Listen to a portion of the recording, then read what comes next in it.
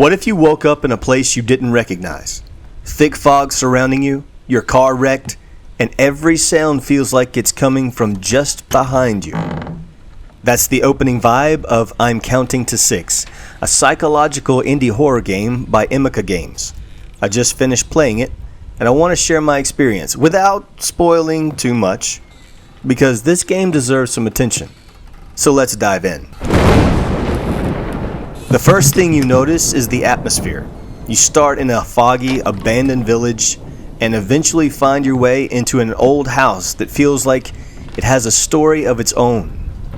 The atmosphere is suspenseful, eerie, and deliberately unsettling. It's not about throwing everything at you right away. The immersion builds slowly, at just the right pace. You start out tense, and before you know it, you're fully drawn in. Now, the real star of this game isn't the graphics, it's the sound. The sound effects are some of the most immersive I've heard in an indie horror game. Creaking floors, faint whispers, rattling noises. And here's the catch. Almost none of them come from directly in front of you. They're behind you, to the side, and around every corner.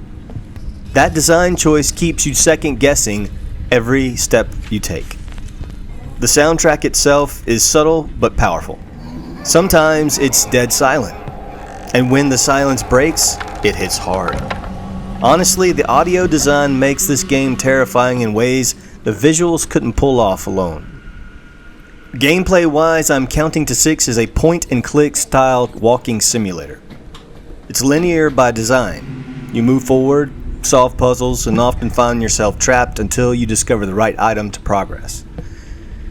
Some might call linear gameplay a weakness, but here it actually works. The tight structure lets developers control the pacing and make the jump scares unpredictable. And let me tell you, a few of those jump scares legitimately got me. They weren't cheap either. They were set up well enough to catch me completely off guard. The story is gruesome but well thought out. Without spoiling anything, it ties together themes of loss, fear, and twisted choices, and it unfolds naturally as you move through the environments. It doesn't dump the whole plot on you at once. Instead, the story builds piece by piece, and that slow unraveling makes it even more chilling. By the end, you feel like you've been pulled into a nightmare that somehow makes awful, terrifying sense. Now, what does the game do best? Atmosphere, sound design, and immersion. The graphics aren't top-notch, but that's not important. The sound effects and soundtrack more than make up for it. And the unpredictability of the scares, that's where the tension comes alive. On the flip side, the linear gameplay might not be for everyone. If you're looking for an exploration or multiple paths, this isn't the kind of game for you. It's about walking the road the devs set for you, but in this case, that's what makes the horror work. I had never heard of Emeka Games before this, but after playing I'm Counting to 6, I'll definitely be checking out more of their work.